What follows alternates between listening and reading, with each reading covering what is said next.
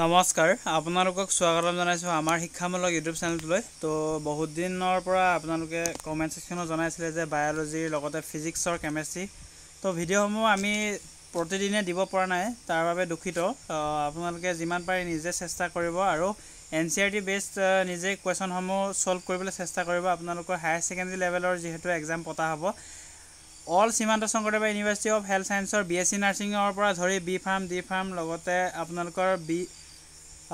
BSc medical technology paramedical কোৰ্সৰ বাবে আপোনালোকৰ হাই সেকেন্ডাৰী লেভেলতে এক্সাম হ'ব পতা হ'ব কেৱল মাত্ৰ জিএনএম নাৰ্ছিং আপোনালোকৰ ক্লাছ 10 ষ্টেণ্ডাৰ্ড হয় তাৰ বাবে আমি ইবুক সমূহ আপোনালোকক প্ৰভাইড কৰিছো আপোনালোকে কিবা এটা এমাউন্ট দি কৰি আপোনালোকে ইবুক সমূহ লাভ কৰিব পাৰিব যোনসকল ক্যান্ডিডেটে বিএসসি কৰাৰ উপৰিও জিএনএম যদি পঢ়িম বুলি ভাবিছে তেওঁলোকৰ বাবে সুবিধা আছে আপোনালোকৰ ইবুক সমূহ প্ৰভাইড কৰা হৈছে আপোনালোকে কন্টাক্ট নাম্বাৰ দিয়া আছে ডেসক্ৰিপচনত তাতে গৈ ইবুক সমূহ কালেক্ট কৰিব পাৰে আমি বিএসসি নাৰ্ছিঙৰ বাবে ইবুক সমূহ প্ৰভাইড কৰিব নোৱাৰিলো এই বৰ্ষত আগন্তক যদি 4-5 দিনতো যদি আহি যায় তেন্তে বি ফাৰ্ম আৰু ডি ফাৰ্মৰ বাবে আপোনালোকে নিশ্চয়কৈ 20 দিনৰ আগত আপোনালোকে ইবুক সমূহ লাভ কৰিব আমাৰ কাম যেহেতু ৰিচেক হৈ আছে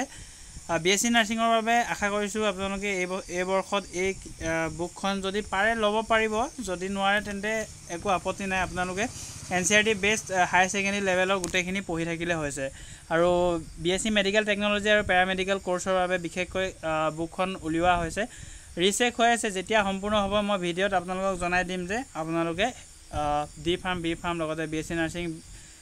বিএসসি মেডিকেল টেকনলজি আৰু পেৰামেডিকেল কোৰ্সৰ বাবে ইবুকখন লাভ কৰিব পাৰিব তো আজি বিশেষকৈ কথা নাপাতো আমি আপোনালোকৰ মাজলৈ লৈছো সাবজেক্ট বায়োলজি এমসিকিউ কোৱেশ্যন তো প্ৰিন্সিপালছ অফ ইনহেৰিটেন্স এণ্ড ভেৰিয়েচনৰ আমি কেইটামান ইম্পৰ্টেন্ট কোৱেশ্যন লৈছো HS standard NCERT based question হয়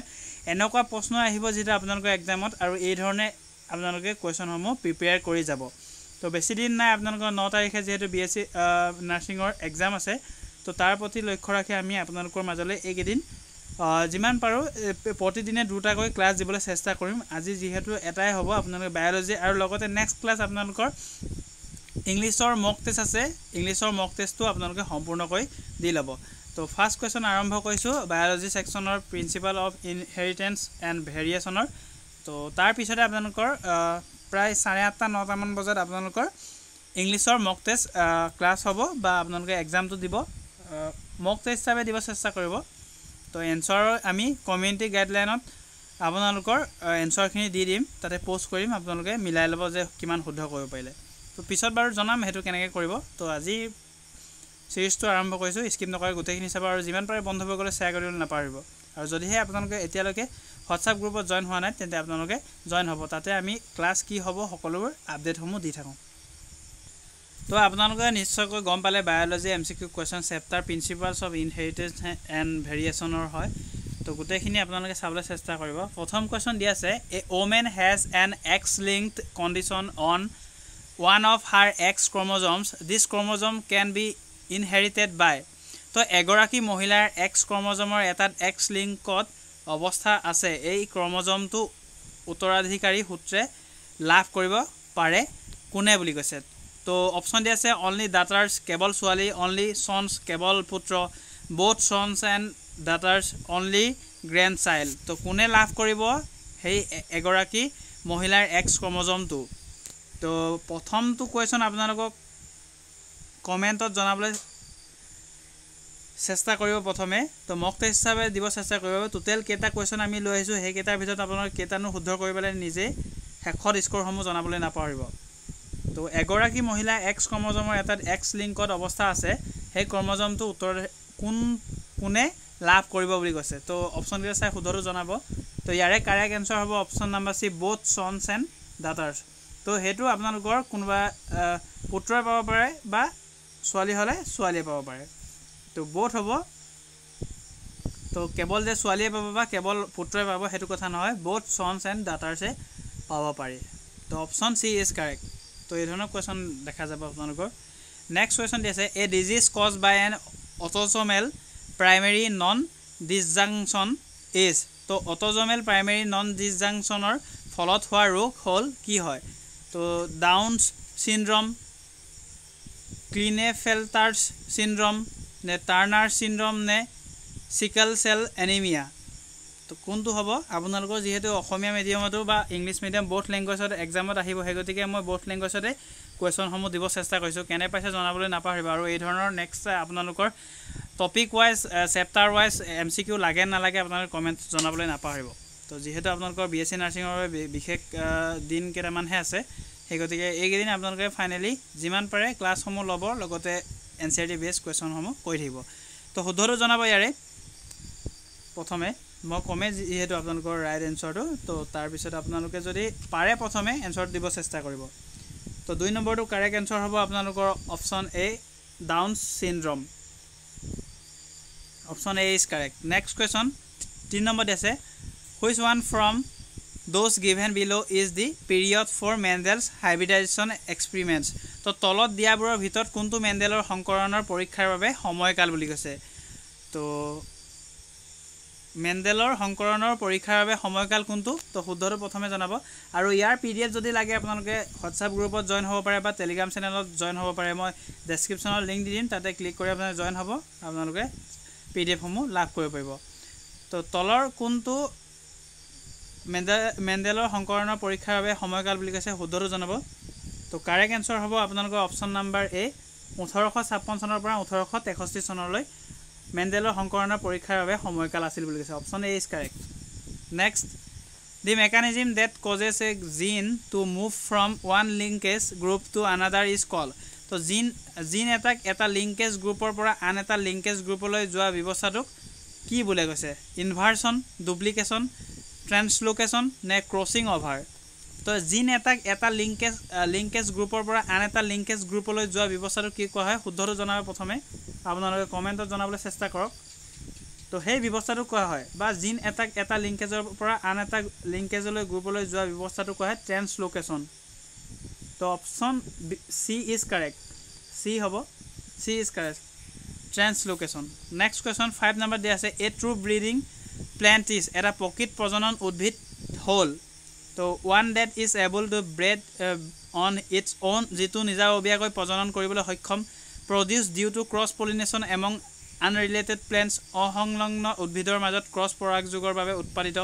নিয়াৰ homozygous and produces offspring of its own kind সমযোজীৰ ওপৰত আৰু নিজস্ব ধৰণৰ সন্তান জন্ম দিয়ে always homozygous recessive in its genetic constitution ইয়াৰ জিনীয় সংবিধানত সদায় সমযোজী ৰিসিচিভ বুলি কৈছে তো শুদ্ধটো জনাব এ ট্ৰু ব্ৰিডিং বা এটা প্ৰকৃত জননন উদ্ভিদ কি হয় শুদ্ধটো প্ৰথমে কমেন্ট সেকশনত জনাবলৈ নাপাহৰিব 5 নম্বৰটো শুদ্ধ আনসাৰ তো কাৰেক্ট আনসাৰ হ'ব option number C near homozygous and produces offspring of its own kind সমযোজীৰ ওচৰত আৰু নিজস্ব ধৰণৰ সন্তান জন্ম দিয়ে তো এটা প্ৰকৃত প্ৰজনন উদ্ভিদ হৈছে সমযোজীৰ ওচৰত আৰু নিজস্ব ধৰণৰ সন্তান জন্ম দিয়ে তাকেই প্ৰকৃত প্ৰজনন উদ্ভিদ বোলে option C is correct next question 6 number চাব if a color blind man marries a woman who is homozygous for normal color vision the probability of their son being color blind is তো যদি কোনো ৰং অন্ধ পুৰুষে স্বাভাৱিক ৰঙৰ দৃষ্টিশক্তিৰ বাবে সমযোগী মহিলাক বিয়া কৰায় তেন্তে তেওঁলোকৰ পুত্ৰৰ ৰং অন্ধ হোৱাৰ সম্ভাৱনা কিমান থাকে বুলি কৈছে 0 0.5 0.75 নে 1% থাকে তো শুদ্ধটো প্ৰথমে জনাব তো এই ধৰণৰ আপোনালোকৰ যেহেতু আপোনালোকৰ অন্ধবিশ্বাস থাকিব পাৰে যে পুৰুষজন আপোনালোকৰ অন্ধ হলে তেওঁলোকৰ লৰাই অন্ধ হ'ব এই ধৰণে কোনো কথা নাই যদি এজন পুৰুষ অন্ধ হয় বা মহিলা এগৰাকী যেতিয়া অন্ধ নোহোৱা মহিলা এগৰাকী বা দৃষ্টিশক্তিৰ ৰঙৰ স্বাভাৱিক ৰঙৰ দৃষ্টিশক্তিৰ মহিলা এগৰাকীক বিয়া কৰায় তেন্তে তেওঁলোকৰ পুত্ৰৰ কালাৰ ব্লাইণ্ডনেছ টু 0 হ'ব অপচন এ হ'ব শুদ্ধ আনসাৰ 0 হ'ব ইয়াতে কোনো আপোনালোকৰ অন্ধবিশ্বাস হ'ব নালাগে তো আপোনালোকৰ এজন পিতৃৰ অন্ধ বুলি তেওঁৰ পুত্ৰ কেতিয়াও অন্ধ নহবও পাৰে তো ইয়াৰে প্ৰমাণ দিছে আপোনালোকৰ সাইন্টিষ্ট সকলে তো option A is correct next question 7 number চাব which of the following most appropriately describe hemophilia তো তলৰ কোনটো হিমোফিলিয়াৰ বৰ্ণনা আটাইতকৈ উপযুক্ত দিছে বুলি কৈছে তো ডমিনেন্ট জিন ডিসঅৰ্ডাৰ প্ৰধান জিন বিকাৰ ৰিসিসিভ জিন ডিসঅৰ্ডাৰ এক্স লিংক ৰিসিসিভ জিন ডিসঅৰ্ডাৰ আৰু ডি আছে ক্ৰোমোজোমেল ডিসঅৰ্ডাৰ বিকাৰ শুদ্ধটো জনাব প্ৰথমে তো শুদ্ধ এনসাৰটো প্ৰথমে জনাই লওক তো তলৰ কোনটো হিমোফিলিয়াৰ বৰ্ণনা আটাইতকৈ উপযুক্ত দিছে বুলি কৈছে তো কাৰেক্ট এনসাৰ হ'ব আপোনালোকৰ অপচন নম্বৰ সি এক্স লিংকড ৰিসেসিভ জিন ডিসঅৰ্ডাৰ এক্স লিংক ৰিসেসিভ জিন অৰ্ডাৰে হিমোফিলিয়াৰ বৰ্ণনা আটাইতকৈ উপযুক্ত দিছে বুলি কৈছে অপচন সি ইজ কাৰেক্ট 7 নম্বৰটো নেক্সট 8 নম্বৰটো চাব a tall true breeding garden pea plant is cross with a dwarf true breeding garden pea plant when the F1 plants were self the resulting genotypes were in the ratio of তো এটা ওখ হসা প্ৰজনন বাগিচাৰ motor গছক বামন প্ৰকৃত প্ৰজনন বাগিচাৰ মটৰ গছৰ সৈতে সংযুক্ত কৰা হয় যেতিয়া F1 উদ্ভিদবোৰক সেলফ কৰা হৈছিল তেতিয়া ফলস্বৰূপে পোৱা জিন প্ৰকাৰসমূহৰ অনুপাতত কি আছিল বুলি কৈছে তো শুদ্ধটো জনাবলৈ চেষ্টা কৰিব 8 নম্বৰটো তো এটো মেন্ডেলিভৰ আপোনালোকৰ যোনটো নেকি মটৰ মাহৰ টেষ্ট কৰিছিলে হেতুৰ ওপৰত ভিত্তি কৰি কোৱেশ্চনটো সোধা হৈছে তো শুদ্ধটো প্ৰথমে জনাব তো 8 নম্বৰটো কাৰেক্ট আনসাৰ হ'ব অপচন নম্বৰ বি 1:2:1 আৰু আপোনালোকৰ তল হোমোজাইগাছ তল হেটাৰোজাইগাছ আৰু ডৱাৰ্ফ এই ধৰণে আহিব option B is correct next 9 number which of the following phenomena leads to variation in DNA তো তলৰ কোনটো পৰিঘটনাই DNA তাৰতম্যৰ সৃষ্টি কৰে বুলি কৈছে তো শুদ্ধটো জনাব লিংকেজ মিউটেশন ৰিকম্বিনেশন এনিউপ্লইডি লিংকেজ তো শুদ্ধটো জনাব প্ৰথমে যে তলৰ কোনটো পৰিঘটনাই DNA তাৰতম্যৰ সৃষ্টি কৰে বুলি কৈছে তো কাৰেক্ট আনসাৰ হ'ব অপচন নম্বৰ সি মিউটেশন আৰু recombination option C is correct next number 10 নম্বৰটো চাব the term linkage was coin by linkage শব্দটোৰ উদ্ভাৱন কোনে কৰিছিলে বুলি কৈছে তো শুদ্ধটো জনাব চাৰিটা অপচন দিছে চাৰিটা অপচনে চাই ল'ব আৰু শুদ্ধটো কমেন্টত প্ৰথমে জনাই লওক তো লিংকেজ শব্দটোৰ উদ্ভাৱন কৰিছিলে শুদ্ধটো জনাব কাৰেক্ট আনসাৰ হ'ব option number B T H. Morgan option B is correct তো আজি আমি প্ৰায় 10টা কোৱেশ্চন ডিসকাস কৰিলো 10টা ভিতৰত কেইটা শুদ্ধ কৰিব পাৰিলে আপোনালোকে জনাবলৈ নাপাহৰিব কমেন্ট সেকশনত আৰু সিৰিজসমূহ চাই কেনে পাইছে জনাবলৈ নাপাহৰিব যদিহে উপকৃত হ'ম বুলি ভাবিছে তেন্তে নিশ্চয়কৈ লাইক কৰিব শেয়াৰ কৰিবলৈ নাপাহৰিব চেনেলটো আপোনালোকে বেল আইকন দবাই ৰাখিবলৈ নাপাহৰিব অল নটিফিকেশনটো যাতে আপোনালোকৰ এক্সামৰ পৰা ধৰি কাউন্সেলিংৰ শেষৰ লগে আপোনালোকৰ লগত থাকিম বুলি প্ৰতিশ্ৰুতিবদ্ধ হলো আৰু যিমান পাৰে আপোনালোকে শেয়াৰ কৰিবলৈ নাপাহৰিব বন্ধুবৰ্গলৈ আৰু যদি আপোনালোকে ডেসক্ৰিপচনত লিংক দিয়া থাকিব হোৱাটসঅ্যাপ গ্ৰুপত যদি জয়েন হোৱা নাই এতিয়ালৈকে পিডিএফ সমূহ পাবলৈ আৰু টেলিগ্ৰাম চেনেলত তো জয়েন হৈ ল'ব তো আজি ভিডিওটো ইমানতে সামৰণি মাৰিছো নেক্সট ক্লাছত আপোনালোকৰ ইংলিছৰ টেষ্ট হ'ব যেহেতু আপোনালোকে ইংলিছ টেষ্টটো দিবলৈ চেষ্টা কৰিব ধন্যবাদ